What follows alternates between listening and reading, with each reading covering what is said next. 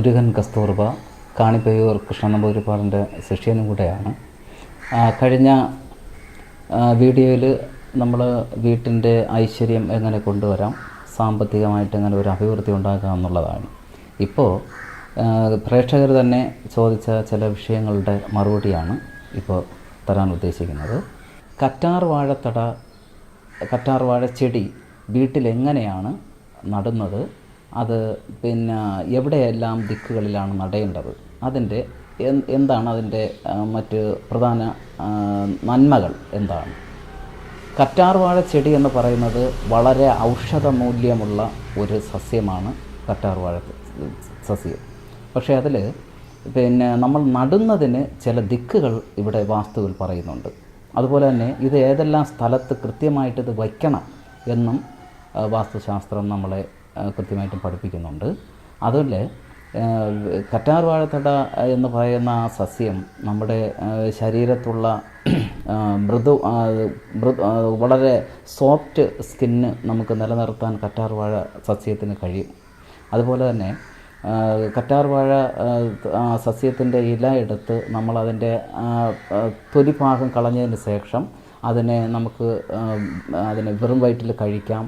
പിന്നെ അല്ലെങ്കിൽ നമ്മുടെ ചെറിയ തട്ടുമുട്ടുകൾ പറ്റുമ്പോൾ നമുക്കതിനെ കഴിക്കുന്നത് പിന്നെ ശരീരത്തുണ്ടാകുന്ന ദുഷിപ്പുകളിനെ ഇല്ലാതാക്കി കളയും.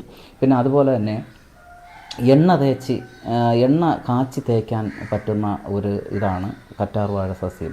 പണ്ടുള്ള നമ്മുടെ കാലങ്ങളിലൊക്കെ നമ്മുടെ അച്ഛനമ്മമാരൊക്കെ ഈ കറ്റാർ വാഴ സസ്യം കൊണ്ടുവന്നിട്ട് ചില സ്ഥലങ്ങളിൽ അത് ക്രമീകരിച്ച് നട്ടുപിടിപ്പിക്കുകയും നല്ല തഴച്ച് വളരുകയും അതിൻ്റെ ഇലയെടുത്ത് പിന്നെ എണ്ണ തേച്ച് തലയിൽ തേച്ച് പിടിപ്പിക്കാറുണ്ട്. അപ്പോഴൊന്നും ആർക്കും മുടി തൊഴിച്ചിലൊന്നും ഇല്ല. ഇപ്പോഴത്തെ കാലഘട്ടത്താണ് ഇതൊക്കെ ഈ മുടി തൊഴിച്ചിലൊക്കെ കൃത്യമായിട്ട് വരുന്നത്.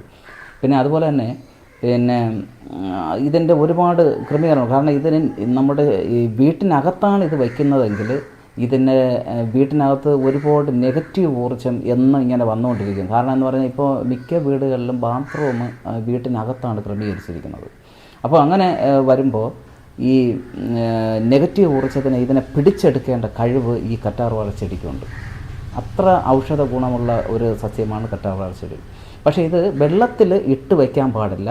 നമ്മളൊരു നല്ലൊരു പാത്രത്തിൽ ഇതിൻ്റെ പിന്നെ മണ്ണും കുറച്ച് ഉണക്ക ചാണകപ്പൊടിയും കുറച്ച് ചകിരിക്കുഴുവൊക്കെ മിക്സ് ചെയ്ത് ഇതിനെ നട്ടുപിടിപ്പിച്ച് വീട്ടിൻ്റെ പ്രധാന ഒരു ഹാളിൽ നമുക്കിത് എവിടെയെങ്കിലും ഒരു വശത്തായിട്ട്, അത് കിഴക്ക് വശത്ത് തന്നെ വയ്ക്കാൻ ശ്രമിക്കണം. അവിടെ വെച്ച് കഴിഞ്ഞാൽ വീട്ടിനകത്തുള്ള എല്ലാ നെഗറ്റീവ്സിനെയും ഇത് പിന്നെ പിടിച്ചെടുക്കേണ്ട കഴിവ് ഇതിനുണ്ട്. ഇത് പുറത്ത് വിടുന്നത് വളരെ പോസിറ്റീവാണ്. അപ്പോൾ അത് തന്നെ വളരെ പിന്നെ നല്ലൊരു സസ്യമായിട്ട് നിങ്ങൾക്കിപ്പോൾ മനസ്സിലാവുന്നുണ്ടല്ലോ. അതുപോലെ തന്നെ ഇത് വെക്കേണ്ടത് എവിടെയൊക്കെയാണ് എന്നുള്ളതാണ് അടുത്ത്. വെളിയിൽ വയ്ക്കുമ്പോൾ നമ്മൾ കിഴക്ക് ദിക്കിലാണ് ഇത് ഒന്നാം സ്ഥാനവും, രണ്ടാമതായിട്ട് വയ്ക്കുന്നത് തെക്ക് ദിശയിലുമാണ്. പക്ഷേ കന്നിമൂലയിൽ ഒരിക്കലും ഇത് വയ്ക്കാൻ പാടില്ല എന്ന് പൂർവികർ അവകാശപ്പെടുന്നുണ്ട്.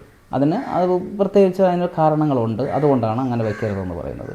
അപ്പോൾ ഒന്നുകൂടെ ഓർമ്മിക്കുക, കിഴക്ക് ദിക്കും തെക്കേ ദിക്കും അവിടെയാണ് നമ്മൾ ഇത് ക്രമീകരിച്ച് വയ്ക്കേണ്ടത്. പക്ഷേ നല്ല തഴച്ച് വളരുന്ന ഇതിൻ്റെ കേടായി പഴുത്ത് വരുന്ന ഇലയെ നമ്മൾ അതിനെ മുറിച്ച് മാറ്റേണ്ടതാണ്. നല്ല ഇലകൾ മാത്രം നിർത്തിയിരിക്കുക. പിന്നെ അതുപോലെ തന്നെ പിന്നെ ഈ കിഴക്ക് ഭാഗത്ത് വയ്ക്കുമ്പോൾ നമുക്ക് വെള്ളം അടിയിൽ ഒരു പ്ലേറ്റ് വെച്ച് വെള്ളത്തിൽ വേണമെങ്കിൽ നിർത്താം. പക്ഷേ തെക്ക് ഭാഗത്ത് വയ്ക്കുമ്പോൾ അങ്ങനെ വയ്ക്കാൻ പറ്റില്ല. വെറുതെ നമ്മൾ മണ്ണിൽ നട്ട് പിടിപ്പിച്ചാൽ മതി. ചെടിയിൽ തന്നെയാണ് ഇതിൻ്റെ അടിയിൽ ഒരു പ്ലേറ്റ് വയ്ക്കാൻ പാടില്ല, എങ്കിൽ വെള്ളം കെട്ടി നിൽക്കും.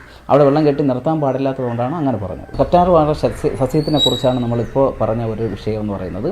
ഇനി അടുത്തൊരു സബ്ജക്റ്റ് വരുന്നത് വരെ നമസ്തേ.